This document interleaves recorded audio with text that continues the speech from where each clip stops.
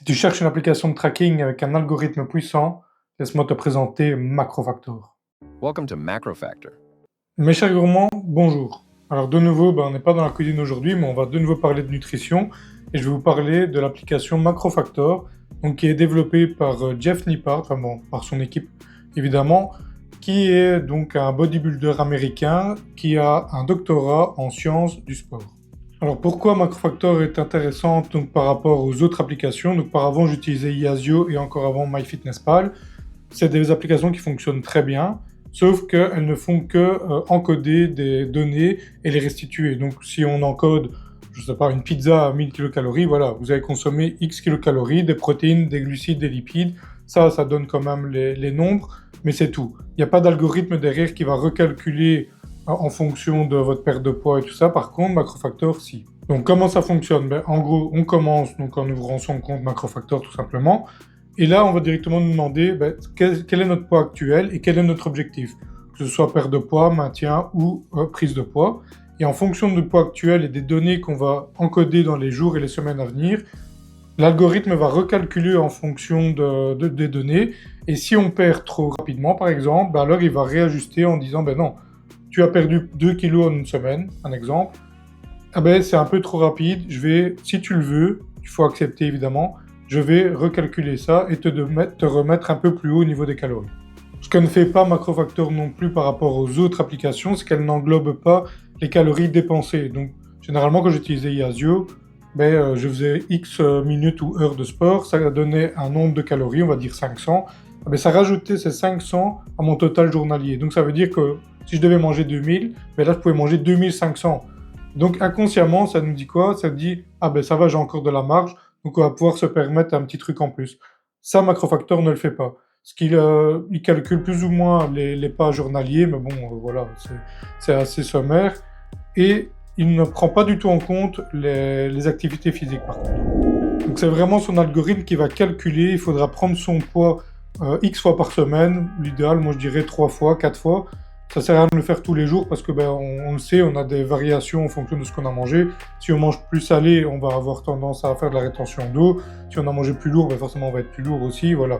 Donc moi je dis 2, 3, 4 fois par semaine et en fonction de ça, tous les lundis, on va avoir un recalcul de notre poids et de nos calories. Donc Macrofactor va nous proposer des nouvelles calories avec soit si on a dit qu'on voulait manger plein de protéines, il va avoir un taux de protéines plus élevé, pas du tout, alors il va être plus bas. Et voilà, on peut régler vraiment les lipides, les glucides, les protéines, c'est nous qui choisissons. Ça reste une application de suivi nutritionnel, c'est pas non plus exprès pour le bodybuilding, donc c'est ça qui est très bien et franchement ça marche super bien. Donc au niveau des fonctionnalités d'encodage, là c'est assez classique, on va scanner les codes barres des aliments. Mais par contre, un truc que je n'avais jamais vu, c'est qu'on va pouvoir scanner les étiquettes. Donc si l'aliment qu'on scanne n'existe pas, parce que c'est quand même plus orienté États-Unis, mais il y a quand même une belle base de données au niveau de l'Europe. Donc si l'aliment n'existe pas, on va scanner l'étiquette directement, et lui il va reconnaître que pour 100 grammes, il y a autant de glucides, autant de protéines, machin. On va pouvoir créer cet aliment et alimenter du coup cette base de données. Donc c'est aussi... en fonction des utilisateurs qui vont améliorer la base de données au fil du temps. En plus de ça, on a la fonction IA. Donc ça, c'est bien quand même parce que, ça ne reconnaît pas tous les plats, ça ne reconnaît pas toujours tout bien. Par exemple, des carottes, ça va dire que c'est des frites de patates douces, tout ça. Donc voilà, il faut réajuster. Mais franchement, si vous êtes au restaurant, que vous voulez quand même encoder ce que vous mangez, franchement, la fonction IA en faisant une photo, ça marche quand même. Après, en dehors de ça, on peut aussi créer des recettes. Donc là, on met les aliments 1, 2, 3, 4, 5, les grammages, tout ça. On peut même encoder les temps de préparation, les degrés, tout ça. Franchement, ça marche bien. Et après, il nous donne le total de cette recette. Ou alors, si c'est fractionné, si on fait une lasagne entière, on va peut-être pas manger tout le pain non plus. On va dire que c'est 6 portions. Il va nous donner combien de kilocalories, combien de glucides, de lipides, de protéines pour cette portion-là. En dehors de ça, il donne aussi le sodium, les fibres, le sucre, le cholestérol. Il donne même les vitamines aussi. Il donne toute une myriade de choses en plus que les basiques glucides, protéines et lipides. Maintenant, Macrofactor, c'est pas magique non plus. Quand on se lance dans ce genre d'application, c'est un outil, donc on va devoir y mettre du sien. Il faut savoir qu'on va devoir encoder, c'est des fois contraignant, même si au fur et à mesure on a ces plats qui sont préparés. Franchement, moi j'encode assez rapidement parce que je mange du poulet quand même souvent, donc forcément Ça, c'est des trucs qui sont déjà pré-enregistrés, donc voilà, il n'y a plus qu'à mettre le grammage et c'est bon. Mais il faut savoir qu'il faut s'investir dedans. Faut pas oublier d'ajouter tous les petits trucs les à côté, toutes les huiles de cuisson, tous les petits snacks qu'on va faire. Et ben, il y a aussi le fameux cheat meal qu'il va falloir quand même encoder, hein, parce que il faut savoir se faire plaisir, mais parfois, le fait d'encoder le truc qu'on a mangé, la grosse crasse, la grosse frite, la pizza, ça permet de se rendre compte que voilà, il y a quand même beaucoup de calories, beaucoup de choses pas très saines dans ce qu'on mange. Donc voilà, moi, je me dis que ça peut aussi aider à se rendre compte de ça, quoi. Moi, ce que j'aime vraiment dans cette app, du coup, c'est vraiment le côté graphique et scientifique avec l'algorithme. Donc, on va vraiment avoir une tendance et non pas dire ah, ce jour-là, tu faisais autant de poids, ce jour-là, machin, machin, machin. Non, c'est une tendance sur le long terme où on voit que son poids diminue ou augmente en fonction de ce qu'on veut. Et l'algorithme qui va recalculer toujours en fonction de ce qu'on lui indique aussi.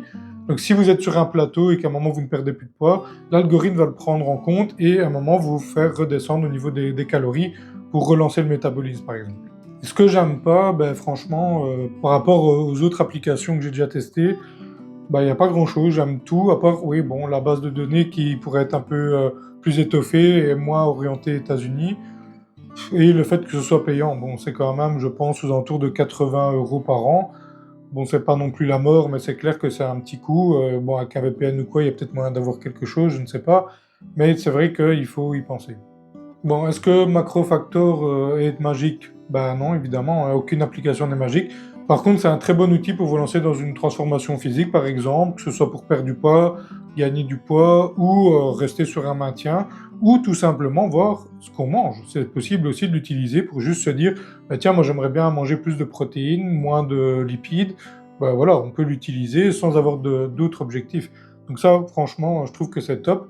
Maintenant, ça ne reste qu'un outil. Le gros du travail, forcément, c'est vous qui allez le faire. L'application, elle ne va pas manger à votre place, elle ne va pas faire du sport à votre place. Donc voilà, si je ne devais choisir qu'une seule application pour continuer dans mon suivi des calories, ben, je choisirais Macrofactor.